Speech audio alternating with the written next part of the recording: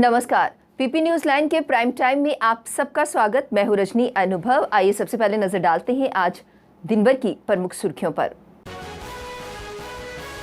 शोपियां में कांजी गांव के इमाम साहिब इलाके में 3 आतंकी ढेर, एक ने किया आत्मसमर्पण। ऑक्सीजन मुहैया करवाने को लेकर उद्योग एवं वाणिज्य विभाग ने स्थापित किए वार रूम। पूरे भारतवर्ष की तरह जम्मू संभाग और अब कश्मीर संभाग ने भी बंगाल में राष्ट्रपति शासन लगाने की उठाई मांग। और एक तरफ तो कोरोना की मार और दूसरी तरफ दालों के बढ़ते दामों से लोग हुए परेशान। अब समाचार विस्तार से।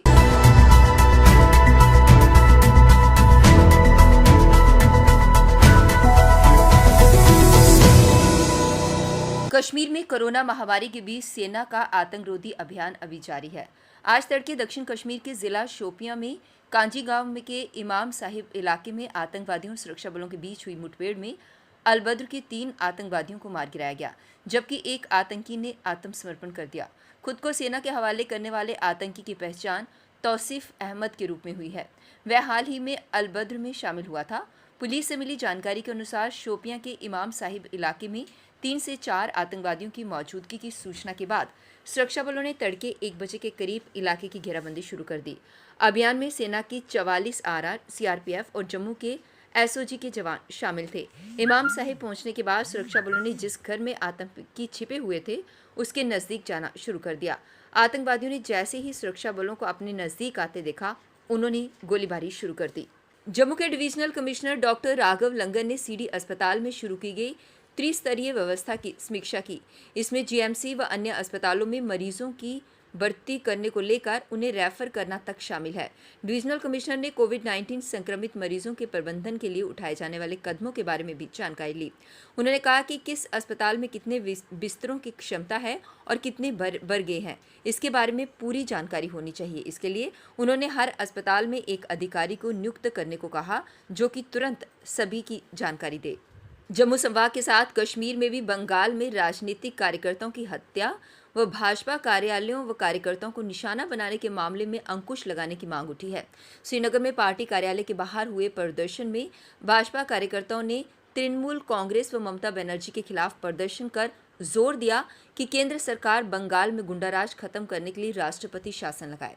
श्रीनगर में प्रदर्शन के दौरान शारीरिक दूरी बनाने वाले भाजपा कार्यकर्ता हाथ में बैनर पकड़कर आतंकवाद बंद करने, ममता बनर्जी हाय हाय के नारे लगा रहे थे।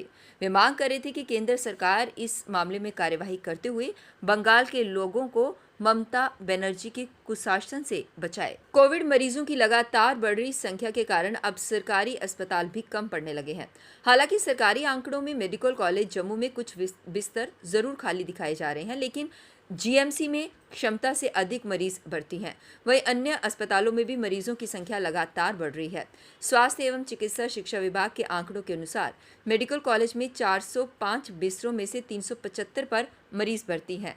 आईसीयू के 87 में से 85 पर मरीज भर्ती हैं, लेकिन जीएमसी से मिली जानकारी के अनुसार इस समय सभी बिस्तर मरीजों से भरे पड़े हैं। भारत के सतर्क सीमा प्रहरियों ने एक बार फिर पाकिस्तान की ओर से की जा रही घुसपैठ की साजिश को नाकाम बनाया है। सांबा सेक्टर में अंतर्राष्ट्रीय सीमा पर पाकिस्तान की ओर से देर रात करीब 2:35 पर भारतीय सेना में प्रवेश करने का प्रयास कर रहे घुसपैठियों को बीएसएफ के जवानों ने ढेर कर दिया। हालांकि इस संबंध में अधिक जानकारी नहीं मिल पाई है। बीएसएफ जवानों का कहना है कि पाक घुसपैठिए का शव सीमा के नजदीक ही पड़ा है। अभी तक उसे पाकिस्तानी सेना द्वारा नहीं ले जाया गया। सूत्रों ने बताया कि जिला सांबा में अंतर्राष्ट्रीय सीमा के नजदीक बीएसएफ जवानों ने आधी रात को किसी तरह की हलचल देखी। उन्हें लगा कि कोई व्यक्ति भारतीय सीमा के नजदीक आ रहा है। बीएसएफ के जवानों ने उसे चेतावनी भी दी, पर वह नहीं रुका और भारतीय सीमा के नजदीक पहुंच गया। जैसे ही वह पाकिस्तानी सीमा की हद लांघ भारतीय सीमा की ओर आया, बीएसएफ जवानों ने उसे ढेर कर दिया। अप्रैल के पहले सप्ताह में कोविड-19 की दूसरी लहर का प्रकोप बढ़ना शुरू हुआ था और इसके साथ ही खाद्य वस्तुओं के दाम बढ़ना भी शुरू हो गए थे। पिछले 1 महीने से जिस रफ्तार से कोरोना के मामले बढ़ रहे हैं, उसी रफ्तार से जम्मू में दालों के दाम भी बढ़ रहे हैं, जिससे गृहिणियों की रसोई का बजट लड़खड़ा सा गया है। एक तरफ लॉकडाउन व विभिन्न प्रतिबंधों के चलते आय सीमित हो गई है और दूसरी तरफ दालों के दाम में लगातार वृद्धि से हर कोई आहत नजर आ रहा है। खाद्य तेल के बाद जम्मू में पिछले 1 महीने में सबसे ज़्यादा दालों के दामों में तेज़ी दर्ज की गई है और बाजार की माने तो ये तेज़ी आने वाले दिनों में भी जारी रहने की संभावना है।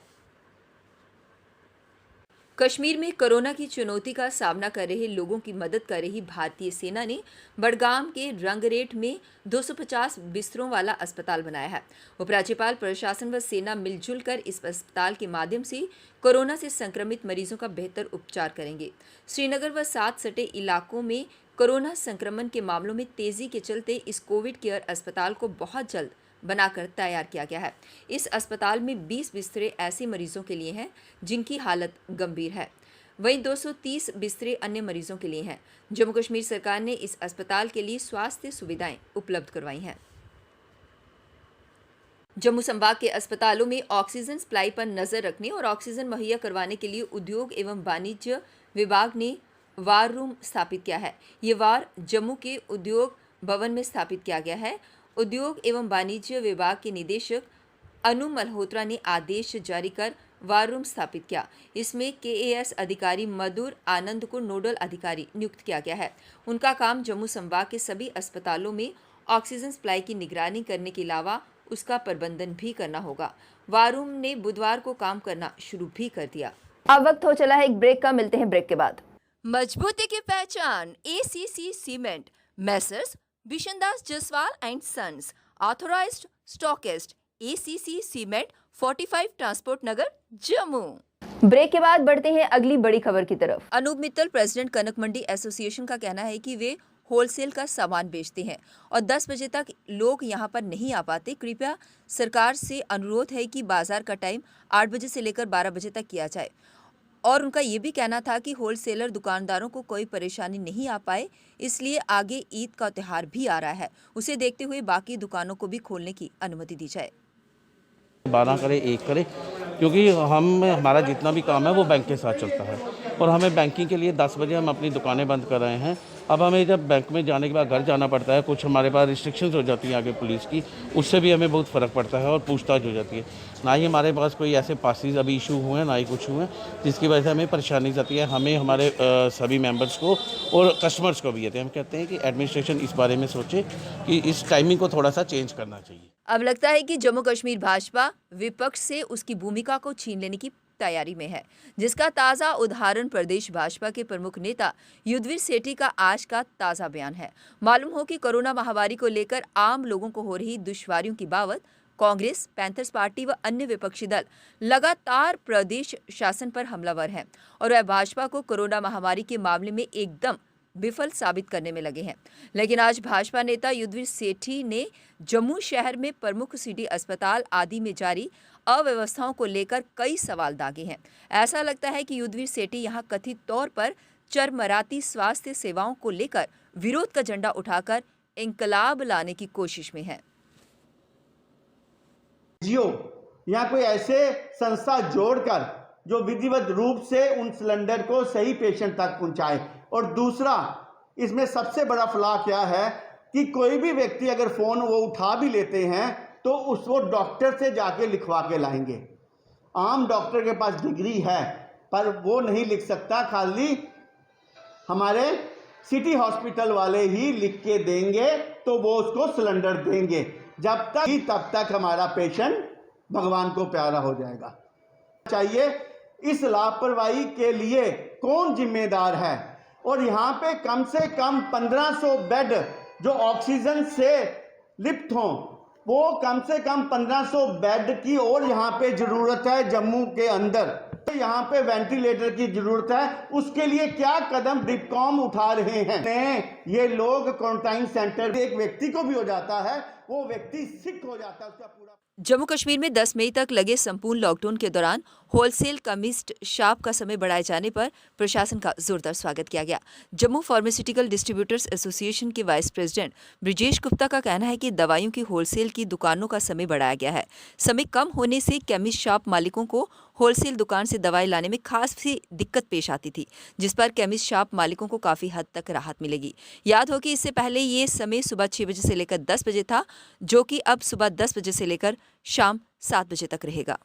एक सेम सेगमेंट में लेके टाइम फुल टाइम कर दिया गया, सुबह से लेके शाम 7 बजे तक, कर्फ्यू लगने से पहले तक हम काम कर सकते हैं। उससे क्या होगा कि मार्केट में दवाइयों की कोई भी कमी नहीं आएगी और पीछे से सप्लाई चेन इतनी पक्की है कि पूरी सप्लाईज जो हैं ऑल ओवर इंडिया से माल जो है हमारे आ रहे हैं। गवर्नमेंट ने अपनी तरफ से किसी ट्रांसपोर्टेशन को रोक नहीं लगाई है, हमारे माल में भी कोई कमी नहीं आई और कंपनियों में भी शॉर्टेज कोई नहीं है। लोगों को मैं यही दरख्वास्त करना चाहूँगा कि अगर वो सोचते हैं कि मार्केट में दवाइयाँ शॉर्ट हो रही हैं और हम होर्डिंग कर लेते हैं अपने घर में जिसके 1 पत्ते की ज़रूरत है और 10 पत्ते ख़रीद के रख लेते हैं, तो ऐसा ना करें।